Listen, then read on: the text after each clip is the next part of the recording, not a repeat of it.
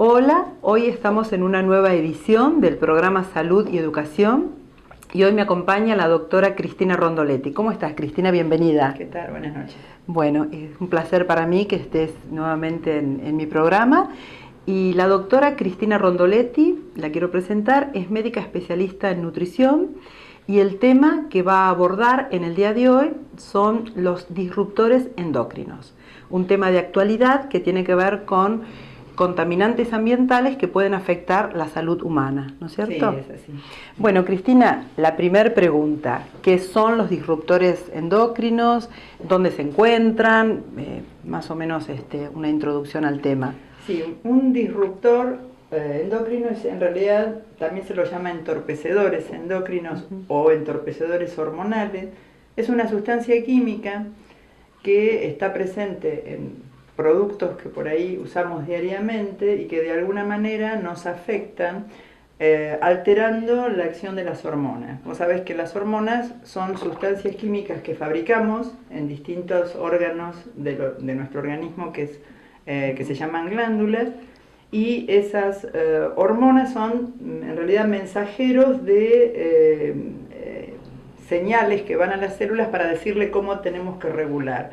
Regulan la temperatura corporal, regulan el peso corporal, regulan la fertilidad. Claro, las hormonas sexuales. Entonces, sustancias químicas que de alguna manera contaminan el ambiente y nos producen alteraciones en las señales hormonales van a alterar nuestra salud de distintas maneras. Una sustancia química, un disruptor hormonal puede imitar la acción de una hormona. Entonces vamos a tener una enfermedad por exceso de una hormona que en realidad no lo tenemos el exceso, sino que hay una imitación del efecto. Otras veces bloquean el efecto de una hormona y vamos a tener una enfermedad por déficit de la hormonal.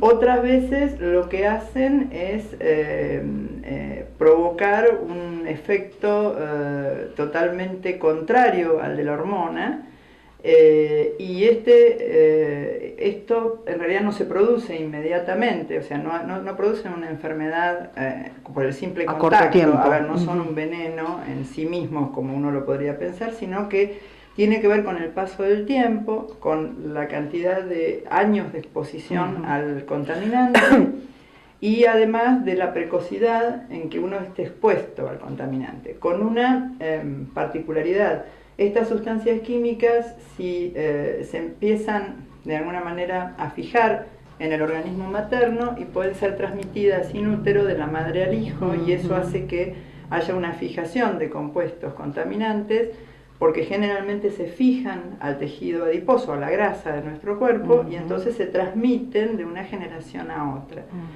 Este tema es un tema realmente relativamente nuevo. La preocupación viene desde hace muchos años ya.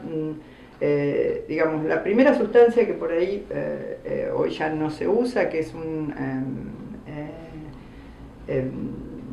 insecticida, que era el DDT, el viejo DDT. El viejo DDT, cierto. Tenía la particularidad de fijarse a la grasa, y cuando se fumigaba para matar plagas de pulgas y piojos, sobre todo se hizo en las guerras mundiales, la gente se enfermaba muchos años después con problemas hepáticos, y era por la fijación de este insecticida en el hígado y en el tejido adiposo.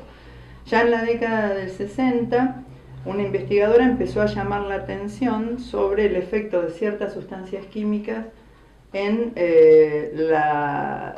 digamos, en especies animales, sobre todo en peces, porque estas sustancias tienen la particularidad que se pueden difundir por aire, por agua, y a su vez, como se fijan en la grasa, forman parte de nuestra cadena alimentaria. Claro, o sea, porque ingerimos animales también contaminados. Y uno siempre piensa que un contaminante ambiental son los insecticidas y los plaguicidas. Nosotros que vivimos en una zona justamente donde la actividad agrícola es importante.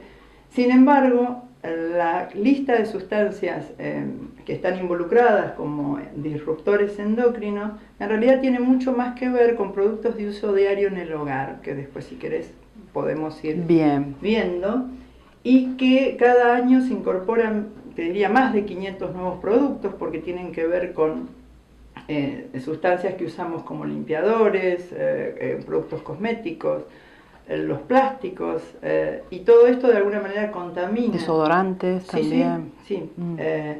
Y hay estudios que se van haciendo sobre el contenido de estos contaminantes, de estos disruptores en el tejido adiposo de seres humanos, algo que es bastante difícil, porque como no estamos expuestos a una sola sustancia, echarle la culpa de qué enfermedad provoca cada cosa en una mezcla de sustancias, en cantidades muy distintas. Es algo difícil de evaluar bien, de medir. Sí, difícil de evaluar bien. Y después, bueno, si querés podemos un poco repasar qué enfermedades se han asociado o qué trastornos hormonales se han asociado. Generalmente los primeros estudios que se hicieron en peces y en aves, lo que vieron era fundamentalmente una menor tasa reproductiva. Esto por ahí va en paralelo con observaciones que se han hecho en el conteo espermático en el hombre, en el ser humano. Donde entre la década de 1940 y 1990 el conteo espermático en los hombres ha bajado al 50%. Al 50%. Al 50%. Vos lo sabés bien que en un estudio de fertilidad en una pareja, el factor masculino, que antes no era lo primero que se investigaba, estamos casi en condiciones de decir que la causalidad de la infertilidad de una pareja es compartida 50% y 50%. Claro, por supuesto. Y que en realidad se debe estudiar inicialmente a los dos integrantes de la pareja, porque no podemos dejar de lado estas variaciones en la biología que tienen que ver justamente con esto. Que tienen que ver con esto. Bueno, muy interesante la introducción. Yo no te quería interrumpir, pero vamos a tener que ir a una pausa, si te parece bien, y en un ratito continuamos. Bueno, muchas gracias. En un ratito continuamos.